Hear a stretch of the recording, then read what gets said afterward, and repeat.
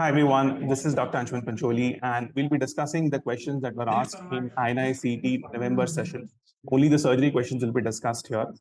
The main intent is not to go into exhaustive discussions of the questions here. The main intent is only to give you the answers, tentative answers of the questions that are asked. Please remember, this is only a recall of the questions that has been asked in the examination. So don't fret about the exact options, the exact image, and don't go about trying to find out whether it is right or not. This is only to give you a final closure for the examination that has been conducted. So just look at this session, just take a deep breath, and then go about doing your thing that you're doing. Take a break for about 5-7 days and let the result come and then figure out what is supposed to be done. Okay. So in this examination. So basically, there were around 18 to 19 questions that were asked from this surgery. The topics were pretty much the same, which have been asked previously. So they were previous year topics. The exact questions were not repeated. So they were previous year topics, which were supposed to be answered correspondingly. That is it. You needed to know a particular set of ideas only. So बहुत depth में नहीं घुसे थे. जो particular चीजें important होती हैं, वही चीजें उन्होंने बार-बार पूछते आए हैं, वही चीजें उन्होंने फिर से पूछी हैं, right? For example, जैसे classifications के questions आते हैं, तो one classification is always there. So it's a jackpot. You get it or you don't get it. So if you ask about the level of the paper, you can call it moderate to hard from the perspective that there are certain questions which were tricky in the options. Rest-wise, you will call it was a moderate kind of a paper. Okay. So let's start with the first question here.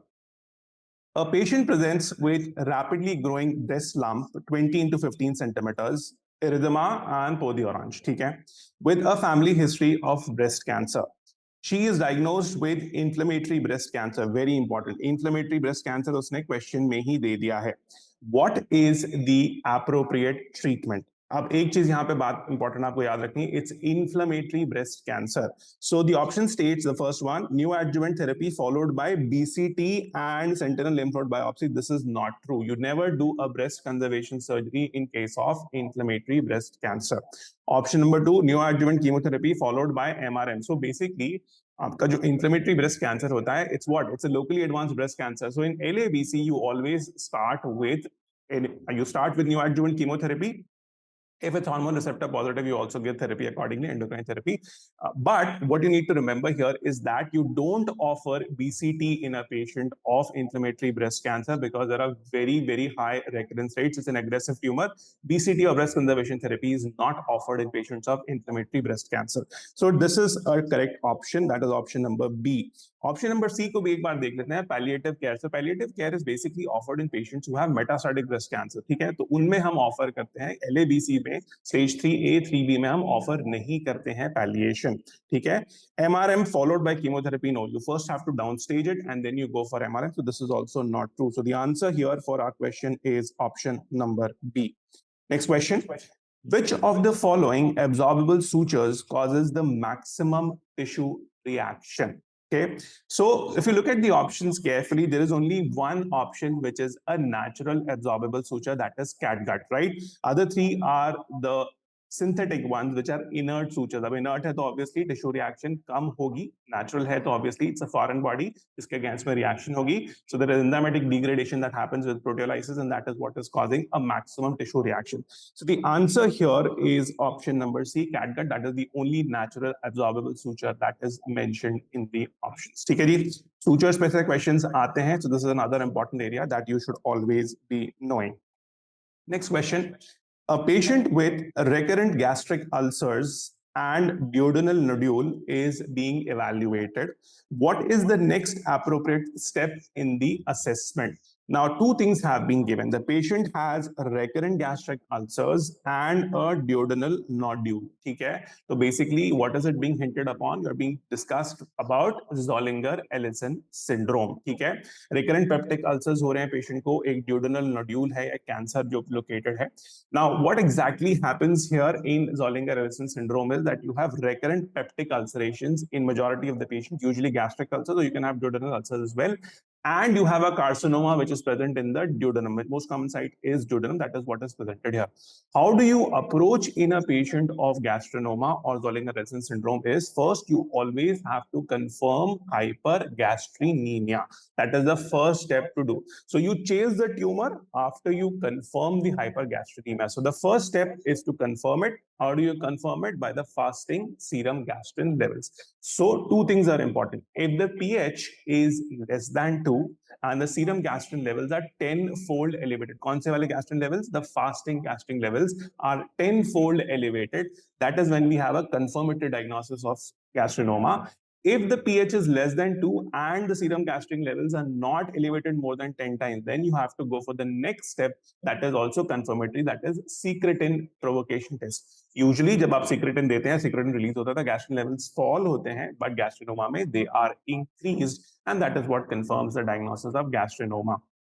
Secretin के बाद then we go towards the localization study, whether it is your CT, whether it is an MRI, or it's your octreotide scan. ठीक है जी? So answer here is you have to measure the serum gastrin levels, and that is what is your answer for this question. Next question, question number 4.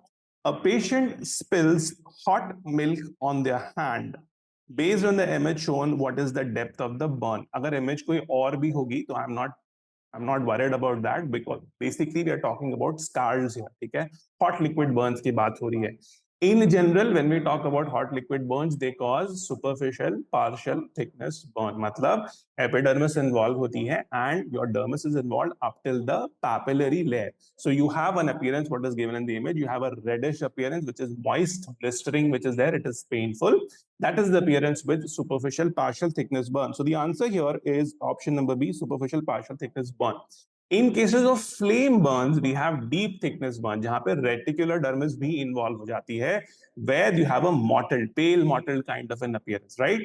Where do you have in electrical and chemical burns? You have something what is full thickness burn. You have a leathery appearance of the part that has been burned. ठीक है जी? So that is the answer for this question. Next question was your classification question. पहले एक बार मैनहाइम classification पूछ चुके हैं, ulcerative colitis का true love and wits पूछ चुके हैं, इस बार उन्होंने टिगारो क्लासिफिकेशन पूछा है, in which type of pancreatitis. So you are lucky that TIGARO is something that we teach on a regular basis. So we know that TIGARO classification is meant to understand the etiologies of chronic pancreatitis. So the answer here is option number D. So what is TIGARO? T stands for toxic or metabolic causes, which will include your alcohol example. Other than that, दूसरा I stands for idiopathic, G stands for genetic. Genetic में you talk about genes like SPINK1, you talk about PRSS1. Then A stands for autoimmune, right? And R stands for recurrent acute severe pancreatitis. That is what is the presentation in cases of chronic pancreatitis. बार बार होता है. And O stands for obstructive. That is pancreatic duct obstruct हो गई है because of either tumors or stricture. So basically, it is the etiological classification for chronic pancreatitis. आपको causes बताता है. ठीक है जी? Okay, so that was about question number 5. So we have you marked the answer for it? Yeah, so the answer is option number D. Next question. A patient presents with 24 hours of abdominal pain. 24 घंटे से उसे पेट में दर्द हो रहा है. He has been diagnosed as acute appendicitis. Which of the following statements are correct? Option number 1. Ultrasound is the investigation of choice in children. Absolutely true.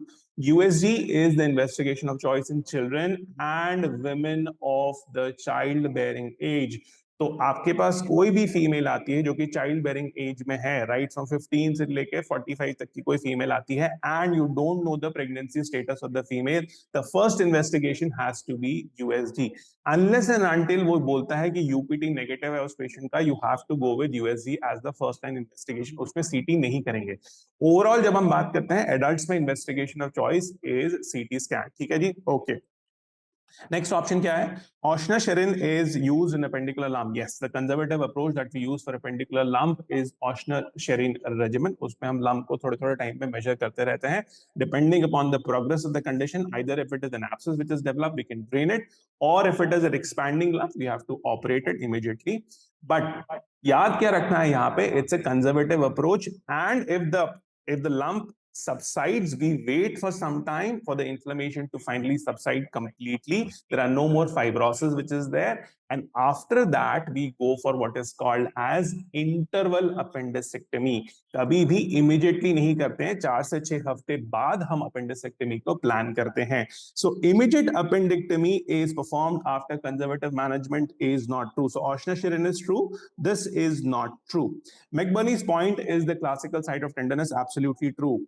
Why? It is the point where the base of the appendix is located, 1/3 from the lateral, 2/3 from the medial line, joining the ASIS to the umbilicus. So that is the true statement. So option number C is incorrect. अच्छा, पूछा क्या है? Correct पूछा है. तो अगर correct पूछा है बेटा इसमें, so ये तो हो गया incorrect आपका, C is incorrect. और अगर correct आपसे पूछा है, so the answer here would be A, B and D. These are the correct statements. So depending on whatever was asked, this was the answer. ठीक है? So C here is incorrect. Now, beta, इसमें mark C is incorrect here. Okay, all right.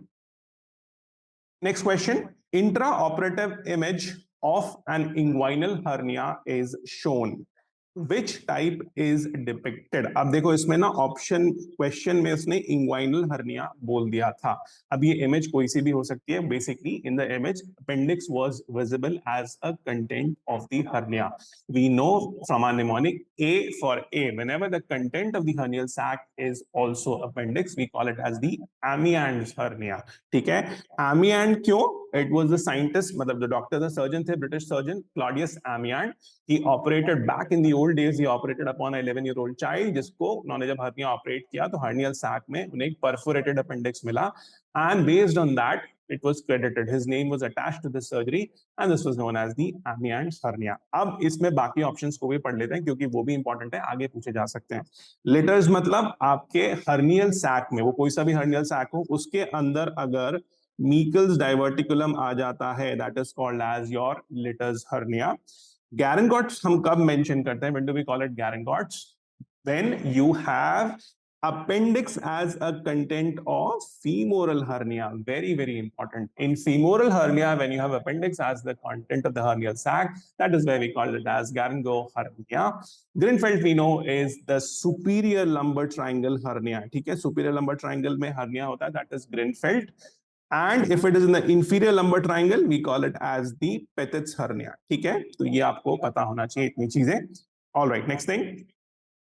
Arrange the steps of lap coli in the correct order. This is one of the simple questions that was asked in the examination. होता क्या ना, when you don't read the options carefully, you feel it's a tough question. It's a very straightforward and easy question. We all know the first thing that you're going to do is port placement.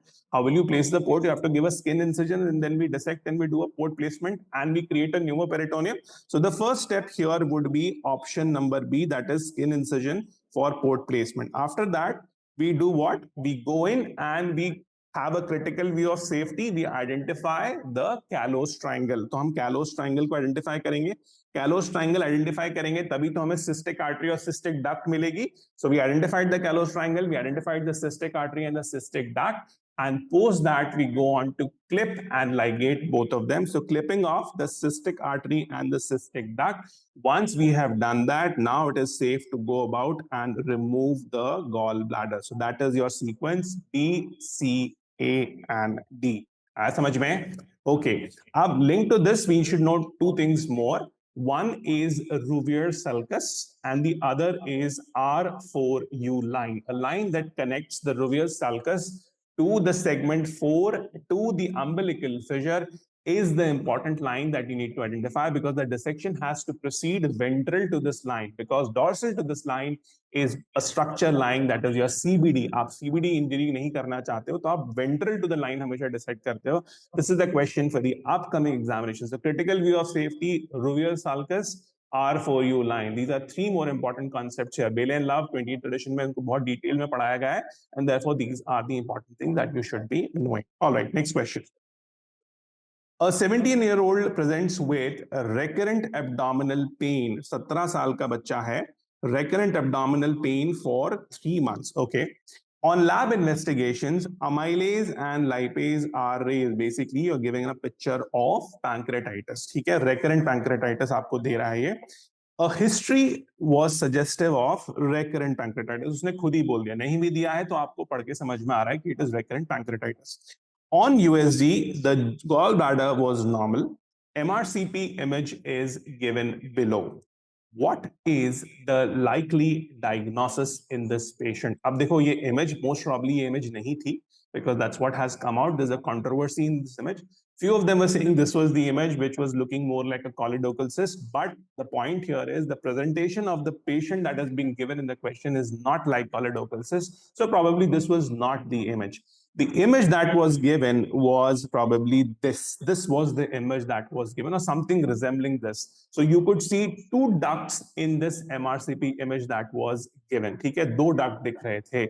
So basically, this is a patient of pancreas divisum. ठीक है, pancreas divisum है. Basically, what happens? The dorsal and the ventral pancreatic ducts fail to fuse. तो अलग-अलग ducts हैं दोनों की. तो dorsal duct जो होती है, which is the main duct, becomes इस केस में main हो जाती है. वो माइनर पैपिला से ड्रेन करती है. माइनर पैपिला क्या होता है? छोटा होता है. It's not wide, and therefore because of the narrowing of that there is a blockage, because of which there is recurrent pancreatitis. Treatment क्या करते हैं? हम उसको जाके स्फिंक्टरोटमी कर देते हैं वहां पर. But this is how the presentation is going to be of a patient with pancreas divisum. Young patient presenting with recurrent pancreatitis. When you see an MRCP, आपको दो ducts दिख रही हैं यहाँ पे. Two ducts are visualized here, and that is what you should be knowing. ठीक है जी? So the answer here is pancreas divisum. Based on the history that has been provided, the image was definitely something else that you can figure out later. Okay ji? Okay. Don't worry, we'll be having a very accurate recall, and we'll be posting that recall on our app with expanded solutions. So don't worry, this is only meant for your closure. आपको एक बार basic understanding हो जाएगी, पूछा क्या था and roughly what could have been the answer. Okay, all right. Arrange the steps of hernioplasty in the correct order. Again, a very simple question. This is something that you read right from your final year. Final year में important operations जो होते थे, जो आपसे पूछे जाते थे, उनमें से एक hernia होता था, तो आपको steps पता होती हैं.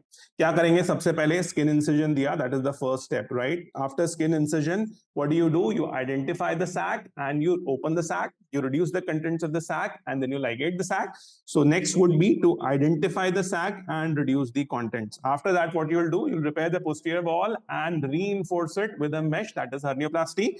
And that would be the option number B, next thing. And after that would be option number D, that is wound closure. Straightforward question, इसमें कुछ controversy नहीं थी, right? Okay, next question.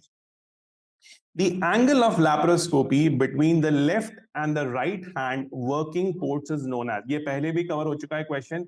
INI-CET में favourite question, laparoscopy में angles पूछते हैं वो. So दो वर्किंग पोर्ट्स का angle is what we call as the manipulation angle. What is that? That's the manipulation angle. Azimuth angle क्या होता है? Azimuth angle is the angle between the camera port और the laparoscopic port जो आप पहला डालते हो and the working instrument. उन दोनों के बीच का जो angle होता है, that is the azimuth angle. And what is the elevation angle? Working port के shaft, जो instrument shaft होता है, उससे plane of operation का जो angle होता है, that is what we call as your elevation angle. ठीक है जी? So this is the image that you should be knowing. आपको एक बार ये image समझ में आ गई है, and you should be able to answer all the questions based on this concept. Next question. A patient presents for follow-up after obesity treatment with a surgical image as shown. अब again, the image ये थी नहीं थी, I'm not sure. एक चीज जो कि निकल के आ रही है बच्चों के recall से was that कि common channel की जो length थी, the common channel length that was mentioned was, I think it was 60 or somewhere around 70 centimeter was mentioned in the question. They had mentioned this. If this was mentioned in the question, the answer without doubt is biliopancreatic diversion. ठीक है, image जो भी थी, I don't know whether this was the image or not, but I think one of the students told me that they had mentioned, sir, that the common channel length was 60 or 70 centimeters. This was the common channel length. That would make it the answer, biliopancreatic diversion. That is the length of the common channel there. अब आप images देख के एक बार basic understanding ले लीजिए. This is roux en Y gastric bypass. So basically आपने gastric pouch create किया, lesser curvature based आपने गैस्ट्रिक पाउच किया क्रिएट. दिस इज द रूलियम that you see, and then you have the anastomosis which is done here. Anastomosis आपको दिख रहा है, and this is your Roux by gastric bypass. Next image that you're supposed to know is of biliopancreatic diversion. So basically यहाँ पर आपने देखा कि sleeve gastrectomy हो रखी है, ठीक है. Then what you do? Then you resect off the duodenum at the level of the pylorus. वहां से आपने उसे dissect off किया, आपने बचे हुए ileum को ऊपर जोड़ा, and then you do duodenal ileostomy later on. So this is what is the procedure that has been done here. ठीक है जी. So this is your biliopancreatic diversion that has been done. जो इसमें common limb होती है, इसकी length roughly 75 to 125 centimeters की इसमें common limb length होती है. ठीक है. Okay. That was what. SADI क्या होता है बेटा? Single anastomosis duodenal इलास्टोमी.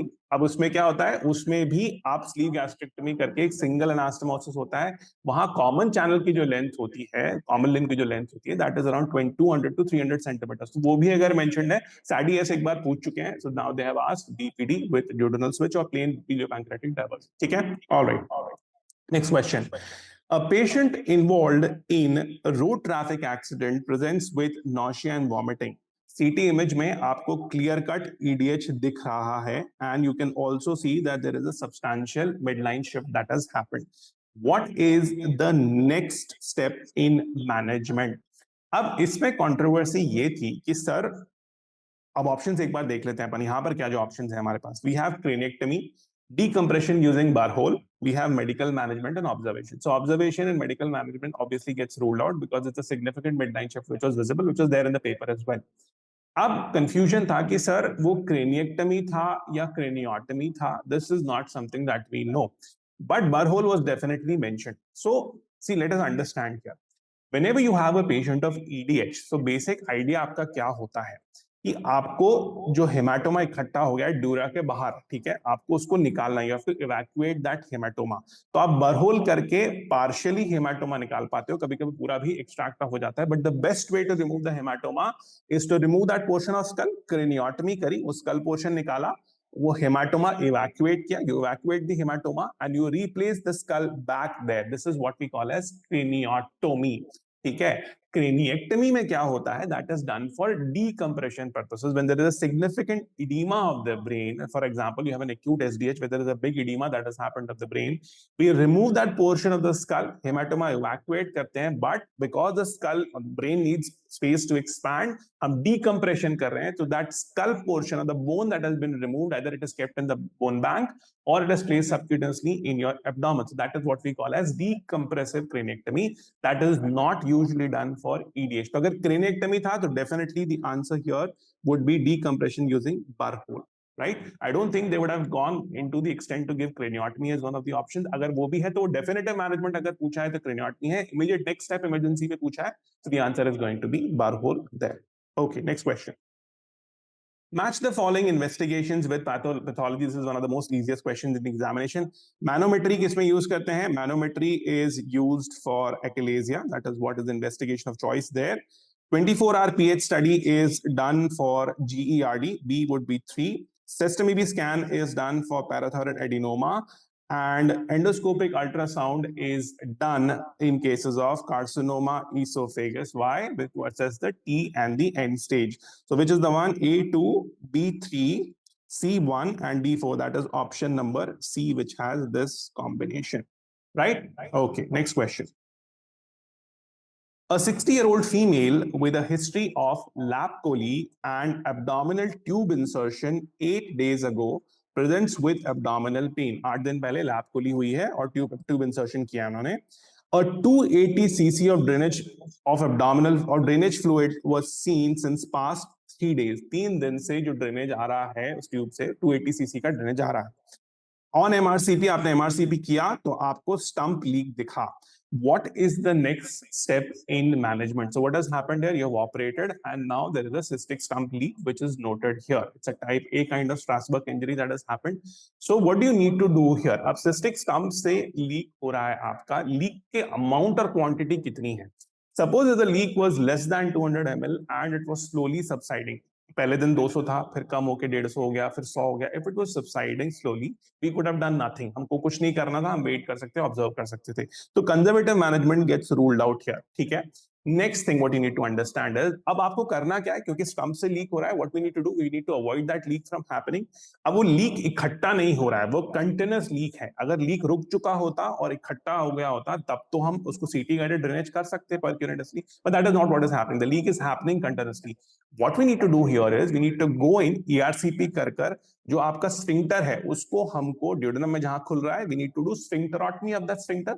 As soon as we destroy that sphincter, that bile is now going to leak into the duodenum. Duodenum में जाना शुरू हो जाएगा and the leakage from the stump will stop. So basically we are decompressing the system, and that is the first step that we need to do in such patients is that ERCP with stenting and sphincterotomy.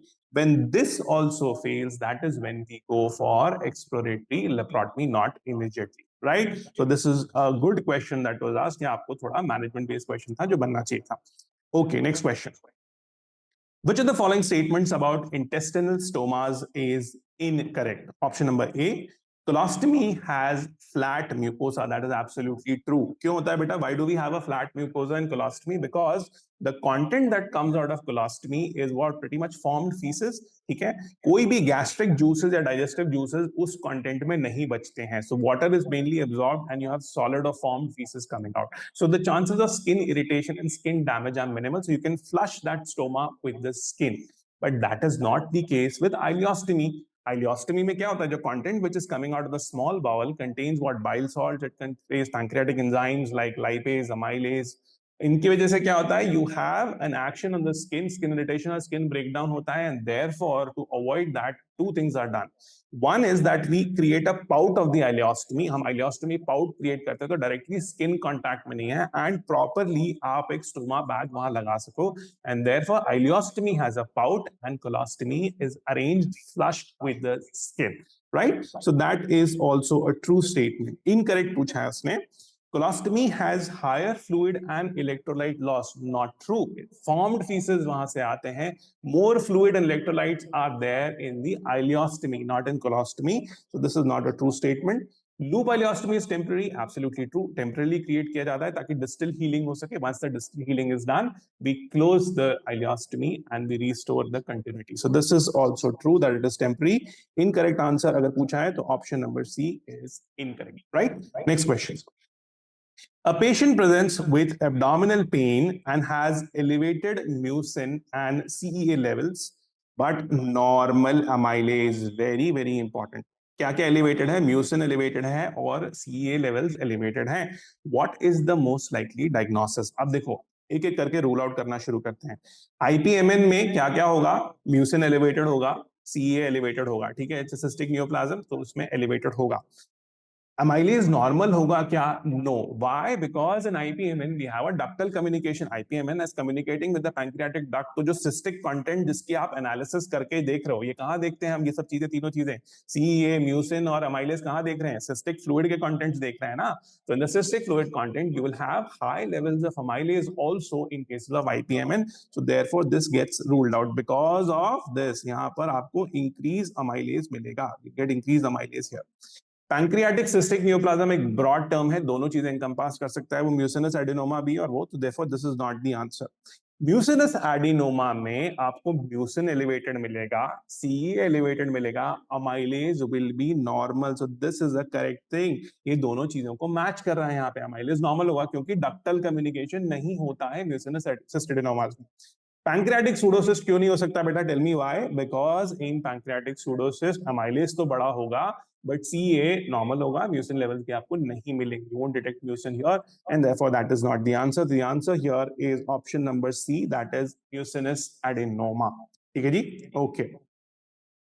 Which of the following statements about late dumping syndrome is correct? अब सबसे पहले तो समझो ये early dumping, late dumping में क्या होता है. Early dumping happens because आपने gastrectomy करी तो आपका जो hyperosmolar chyme है वो सीधा small intestine के अंदर आ गया. अब hyperosmolar chyme आएगा तो क्या करेगा?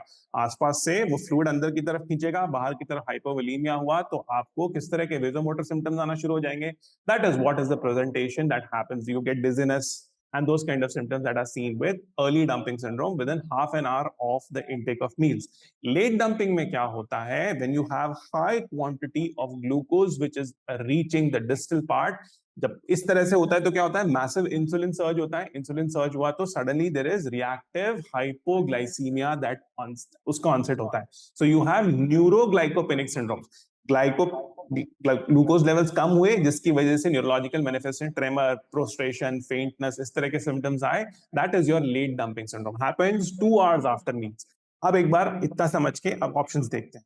Relief on lying down, lying down से क्या होगा, वीनस रिटर्न बढ़ेगा। तो किस में हेल्प मिलेगा, जिसमें वेजोमोटर सिम्टम्स मिलना, that is your early dumping. Early dumping में जैसे आप लाई डाउन करोगे तो उसके सिम्टम्स धीरे धीरे कम हो जाएंगे। इसमें क्या हो रहा है, there is reduced glucose, hypoglycaemia की वजह से मैनिफेस्ट हो रहा है। लाई डाउन होने से ग्लूकोज लेवल्स को कोई फर्क पड़ेगा क्या, there is no difference. So there is no help in lying down.